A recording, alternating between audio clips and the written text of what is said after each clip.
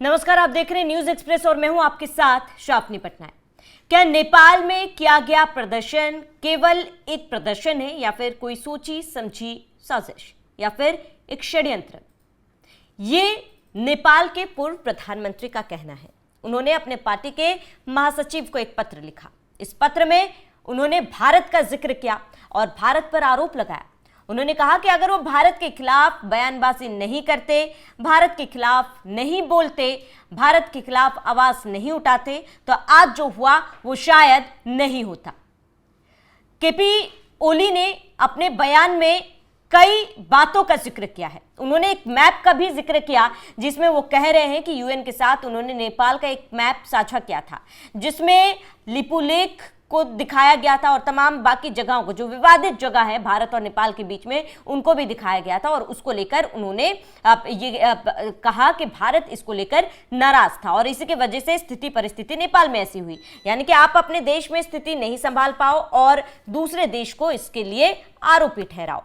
अब आपको बता दें कि नेपाल में रातों रात बैन कर दिया गया सोशल मीडिया के कई प्लेटफॉर्म्स, जिसके बाद तमाम युवा सड़कों पर नजर आए और उसके बाद इस प्रदर्शन को कहा गया ये जेनजी का प्रदर्शन है, क्योंकि सोशल मीडिया प्लेटफॉर्म्स बैन कर दिए गए। इससे जेनजी को काफी ज्यादा परेशानी हुई।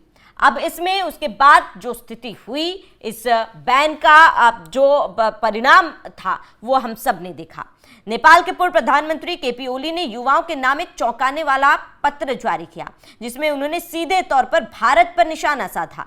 अपने पत्र में ओली ने सीधे सीधे आरोप लगाया है कि जो भी हुआ वो भारत की वजह से हुआ है और भारत नेपाल संबंधों में इससे एक नया मोड़ आ सकता है। केपी ओली ने अपने बयान में क्या कहा है वो आपको दिखाते हैं। सीधे सीधे आरोप लगा है कि अगर उन्होंने भारत की बात मान ली होती तो उनकी सरकार कई सालों तक चलती। उन्होंने दावा किया कि उन्हें इसलिए हटाया गया क्योंकि उन्होंने नेपाल का नया नक्शा संयुक्त राष्ट्र में भेजा था जिसमें भारत के साथ सीमा विवाद वाले क्षेत्र लिपुलेख, कालापानी, लिम्पियाधुरा को शामिल किया गया था।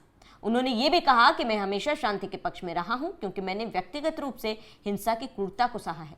गृह मंत्री रहते हुए भी मैंने राज्य की हिंसा का विरोध किया और अहिंसा का पक्ष लिया। ये दिखाता है कि शांति के प्रति उनका दृष्टिकोण केवल राजनीतिक नहीं बल्कि व्यक्तिगत अनुभवों पर आधारित है।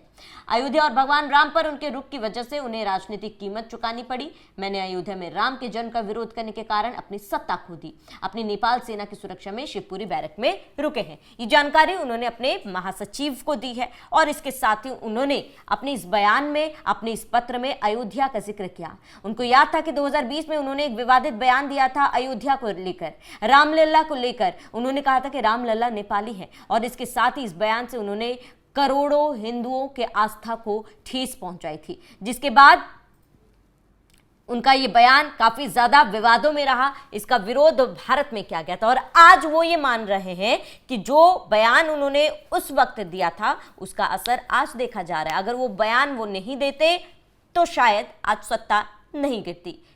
क्या वाकई में ऐसा हो सकता है? ये बड़ा सवाल है। उनका वो जो विवादित बयान क्या था वो आपको बताते हैं। साल 2020 में केपी शर्मा ओली नेपाल के पीएम थे। उन्होंने तब विवादित बयान देते हुए कहा था कि भगवान राम भारतीय नहीं बल्कि नेपाली थे। भगवान राम का राज्य अयोध्या नेपाल में बिरंगज के पश्चिम में स्थित है और भारत ने एक विवादित अयोध्या का निर्माण किया है। तो विवादित अयोध्या करार दिया था अयोध्या राम मंदिर को, जो 500 साल के इंतजार के बाद भारत में लाखों करोड़ों हिंदुओं के आस्था का प्रतीक, इंतजार पूरा हुआ था, उसे उन्होंने एक विवादित अयोध्या का नाम दिया था, जिसके बाद खूब इसको लेकर विवाद भी हुए थे। और अब वही केपी ओली है जो ये कह रहे हैं कि अगर ये विवादित बयान वो नहीं देते तो आज उनकी सरकार नहीं गिरती। इसके साथ ही उन्होंने जेनजी से अपील की। उन्होंने कहा कि इसके पीछे षड्यंत्र रचा जा रहा है, उनके मासूमियत का इस्तेमाल किया जा रहा है, इसीलिए वो सोच समझ के काम करे, सोच समझ के कदम उठाए। जेनजी की तरफ से जेनजी के लिए उन्होंने क्या अपील की है वो आपको बताते हैं। ओली ने जेनजी से अपील करते हुए कहा कि वे इस आंदोलन के आड़ में रचे जा रहे सत्ता और व्यवस्था परिवर्तन के षड्यंत्र को समझे। उन्होंने युवाओं को चेतावनी दी कि उनकी मासूमियत का फायदा उठाया जा रहा है और संविधान को खत्म करने की साजिश भी चल रही है। इसके साथ ही आपको बता दें कि पूर्व प्रधानमंत्री ने पत्र के अंत में अपनी जिद्दी प्रवृत्ति का भी जिक्र किया और कहा कि इसी स्वभाव की वजह से राजनीतिक संघर्षों से लड़ने और नेपाल की संप्रभुता की रक्षा करने में मदद की है। उन्होंने कहा कि उनका मकसद हमेशा नेपाल की राजनीतिक व्यवस्था को बचाना रहा है, ना कि सत्ता में बने रहना, और शायद इसलिए उन्होंने इसको लेकर इस्तीफा अपने पद से दे दिया। वहीं इसी बीच काठमांडू के मेयर बालेन शाह ने नेपाल के मौजूदा हालात पर एक महत्वपूर्ण ट्वीट किया। जेनजी और सभी नेपाली नागरिकों से धैर्य रखने की अपील की। उन्होंने कहा कि देश एक अभूतपूर्व स्थिति से गुजर रहा है, लेकिन यही समय है कि जब वे एक सुनहरे भविष्य की ओर आगे बढ़ाए। इसके साथ ही सुशीला कार्की, जो जेनजी की पसंद है, जेनजी का कहना है कि अंतरिम सरकार बनाई जाए और उन्हीं के नेतृत्व में फिर से नेपाल में चुनाव हो और चुनाव सुशीला कार्की के नेतृत्व में ही किया जाए, जिसका समर्थन बालेन शाह भी कर रहे हैं। जो काठमांडू के मेयर है, उनका ये कहना है कि उनके नेतृत्व में वो नेपाल में स्थिति फिलहाल कंट्रोल में लाई जानी चाहिए और उसके बाद चुनाव होने चाहिए। उन युवा नेताओं के लिए भी जो भी इस आंदोलन में शामिल थे, उन्हें संभल के रहने की भी बात कही है। बालेन शाह ने कहा कि देश को उनकी ऊर्जा, सोच और ईमानदारी की स्थायी रूप से जरूरत है, ना कि अस्थायी रूप से। उन्होंने युवाओं से आग्रह किया कि वे चुनावों का इंतजार करें और जल्दबाजी ना करें, स्थिति को अपने हाथ में ना ले। जिस तरीके की स्थिति हमने नेपाल में बीते दिनों देखी है, नेपाल हिंसा के आग में धधक रहा था। नेपाल में अमूमन सब कुछ तबाह हो गया।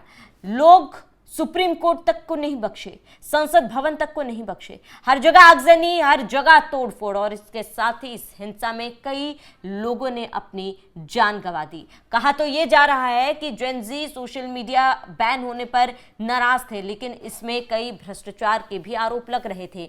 जेनजी का बाकी जो आम जनता है, उनका कहना है कि अपने भ्रष्टाचार को छुपाने के लिए सरकार ने यह फैसला लिया था और उसके बाद यह आंदोलन किस तरीके से बढ़ा, किस तरीके से इस आंदोलन ने एक नया विकराल रूप लिया, ये हम सब ने देखा है। बता दें कि ओली ने फिलहाल इस बयान से लिपुलेख पर भी केपी शर्मा ने दावा किया था। लिपुलेख दर्रा विवाद भारत और नेपाल के बीच सीमा विवादों में से एक है। यह दर्रा काला पानी के इर्द गिर्द घूमता है और काली नदी के अदम को लेकर दोनों देशों में असहमति लगातार बनी रहती है। नेपाल कहता रहा है कि यह नदी लिपुलेख के उत्तर पश्चिम में लिपियाधुरा से निकलती है, जिसके कारण काला पानी और लिपुलेख उसके क्षेत्र का हिस्सा है। हालांकि भारत का स्पष्ट रुख है, नदी कालापानी गांव के पास से शुरू होती है, इसलिए यह क्षेत्र उत्तराखंड का हिस्सा माना जाता है और वो ये हिस्सा नहीं देगा।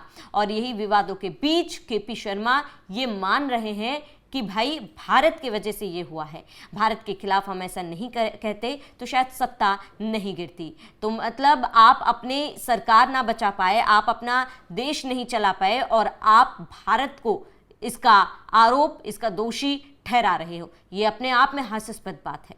फिलहाल इस पूरे मामले पर आपका क्या कहना है, हमें कमेंट कर जरूर बताएं।